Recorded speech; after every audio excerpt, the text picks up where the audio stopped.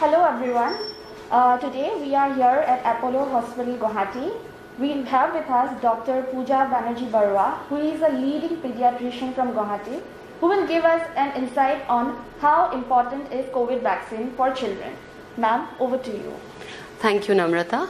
Hi, I'm Dr. Puja Banerjee Baruah. I've been practicing in this hospital for the last 15 plus years, and today I'm about to talk on a subject that is very close to my heart, the importance of COVID vaccine in children. So Namrata, shoot. So ma'am, how do you think COVID is affecting children in? Okay, first question first. So how has COVID been affecting children? So till now we have seen this is the third wave going on, right? So if I were to talk about numbers, till the second wave, there are some studies from the World Health Organization, WHO, starting from the 2019 December till October 21. They have seen that of all the COVID-19 cases the world over, children below the age of 5 account for 2% of the cases, whereas children from the age group of 5 to 11, they account for around 7% of the cases, whereas children above the age of 11 up to the age of, say, from around 15 to 24, it's been seen that they account for 15% of the cases the world over. So if you see it in absolute numbers, maybe the total number of cases in children is not really much when you compare it with the adults. But why it has become increasingly important to talk about COVID in children now is because we are seeing that the COVID-19 virus is a smart virus. So it's been mutating and shifting shapes right, left and center. And hence it's been evading immunity. It has been tricking the body's defense system. And so what is happening is, as we are seeing with the Omicron variant, I think, which has come out maybe around some 9 weeks back, it first came to the notice of the health authorities in South Africa, and now we already have around 80 million people infected across the globe, which means that Omicron is, till date, the most infectious COVID-19 variant that we have.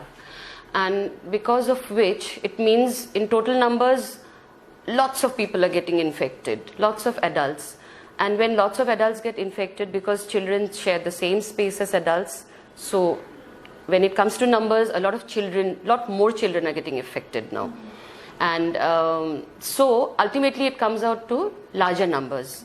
And of course, we have seen over the last 3 waves, including this wave, the third wave, we have seen that COVID in children has mostly been mild.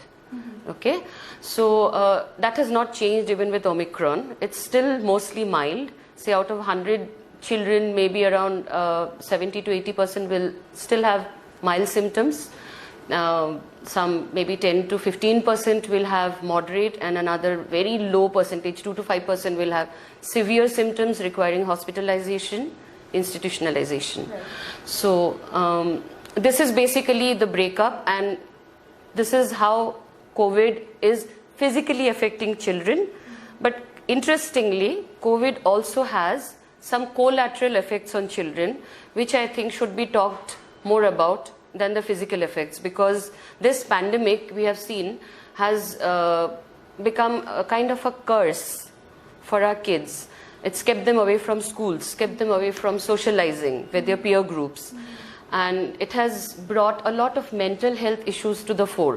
Right. You've been hearing about how kids are addicted to screens, how they are becoming socially withdrawn. So, if you talk about COVID-19 in children, one can go on and on. Right. Yes. So ma'am, coming to the next question, so how do you think we can protect our children from the virus? Protection, of course, will have to fall back on time-tested strategies. The first thing, because we have now launched vaccines for kids in the 15 to 18 years age group, the late adolescent age group. So the first thing I'll keep on the list is getting fully vaccinated. So if you have an adolescent at home, please see that you vaccinated your adolescent with whatever vaccine is approved as of now. That is the first thing. For other kids, of course, please reinforce the COVID protocols, COVID appropriate behavior. There is no substitution for that. Wearing masks, maintaining a physical distance of 6 feet from the next person, and of course frequent hand washing, hand sanitization. These are time tested. So do that. And the third thing is, please talk to your children. Talk and talk. Don't scare your kids. Don't tell them that, oh my God, there is this thing outside, virus, and don't venture out, it's going to kill you and all that. Give them facts, teach them precautionary measures, and please, parents, lead by example.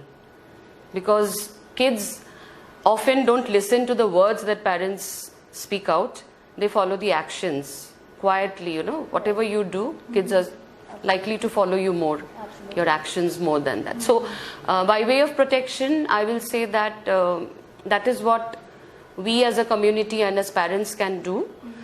And of course, as I go on, I'll talk of other things. Yeah. So of course, like, you know, with COVID now being like affecting most of us, so how do you think the school-going children who were like, you know, before the pandemic hit us, how they are currently affected? Like, apart from, like, you know, the scare of the virus, what else is affecting the children out there? Okay. The very fact that the country has had to go into sudden lockdowns has made everything very uncertain, not just for us. You can imagine we being adults, and we are supposed to have we are supposed to be sorted out in the head, right? We are supposed to be mature about this. So we think that we can handle uncertainties, and even if we don't know what is out there in the future for us tomorrow, we can handle that. Can you imagine what it is like for the children who are like totally thrown off their regular routines? Okay, no schooling means, of course, the first thing that gets shot off is their regular routine. That is the first thing. The other thing is that no schooling means no socializing for them, no mixing up with peer groups. So a school is a place where a child learns social and emotional skills. The child loses that completely stimulating and enriching space in his or her life, right? So if a child stops going to school, the child stops getting exposed to academic instructions, is taken off a regular routine, is not able to socialize. There's no physical activity, because they also see that children get time to play, to learn yoga, maybe taekwondo, whatever. Those things are also gone. Right. All the kids these days, they've become sedentary. They are doing this so-called online, digital or remote learning, okay? And online, digital, remote learning also has its minuses. Right. Because we in India, we are a third world country. Yeah. We are not a very rich country. And there are lots of inequities. Right. And just because the government orders digital education, it does not mean that every child has a smartphone in his or her hand. Right? And also there are very remote places which don't have any access to the internet. Right. So how do you provide education to those places? So already these are poor children who don't have access to learning. And you're suddenly putting on these lockdowns and curbs and making learning for them more difficult. So they become more exposed to stuff like domestic abuse, domestic violence, you know, underage children are made to work. Right. So then there'll be a lot of sexual health issues also come up. A lot of nutrition issues come up, because in the poor areas, schooling also means something like midday meal schemes. Right. So yes, for people of that category, going to school, sending their children to school also means ensuring at least one good meal a day for the child. So if the child is not going to school, you're basically taking that away from the child. So you see, it's it's far-reaching. The consequences are far-reaching. Just, it's not just about, oh, we are going to protect our children. No, we are very scared. We are going to keep them home, not send them to school. All very fine. But we have seen over the past 2 years what this has done. Right. A lot of children are so bugged, and they've become totally depressed, anxious.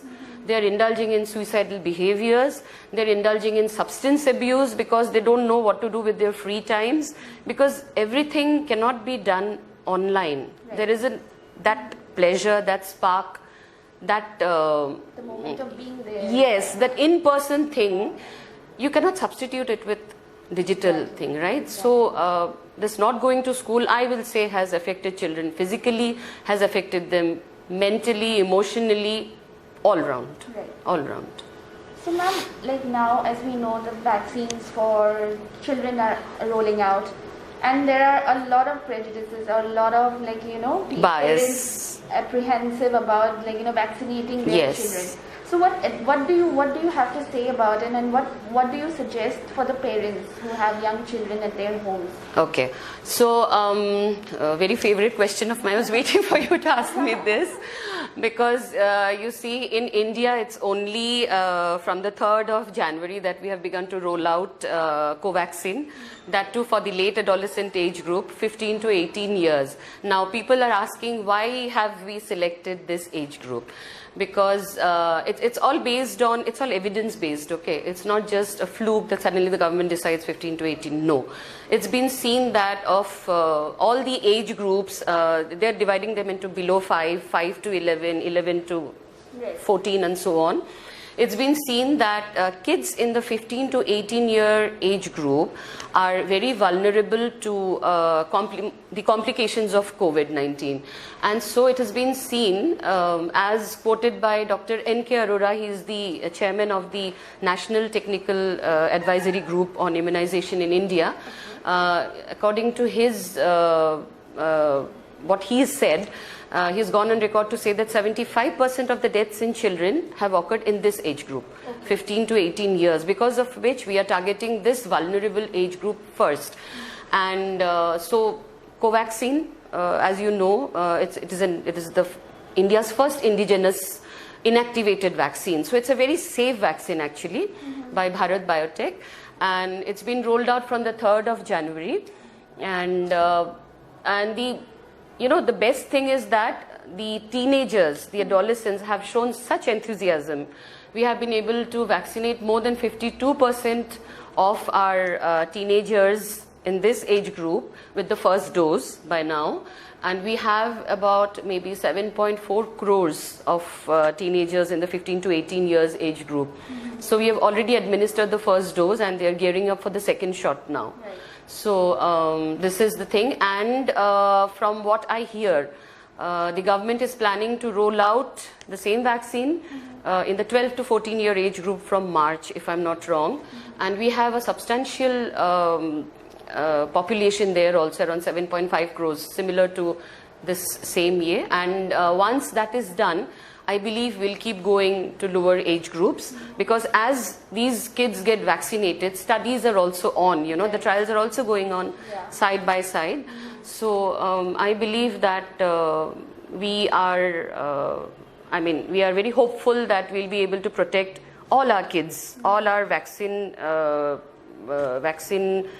age, what do you call them? I'm suddenly not able to remember the word. The proper candidates for vaccine. So, and the important thing is that we have some other vaccines coming out, like there is this needle-free vaccine by Zydus Cadila, which is an Indian company, which is coming out with a vaccine known as ZyCoV-D. They have actually begun to roll it out in certain states like West Bengal, Uttarakhand, Bihar, Tamil Nadu, Jharkhand, Punjab. When you say needle-free, what do Yeah. you mean by that? As in, they come in tablets?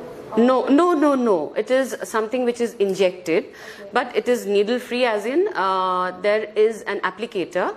It will be applied, it's going to be intradermal, but there is going to be no needle. Okay, what they're going to do is they're going to inject a jet of water between two layers of the skin, and hence deposit the vaccine there. The other interesting thing is this is the world's only DNA vaccine we have till date, because the other vaccines that came up in the West, like the Pfizer vaccine, the Moderna, they were all mRNA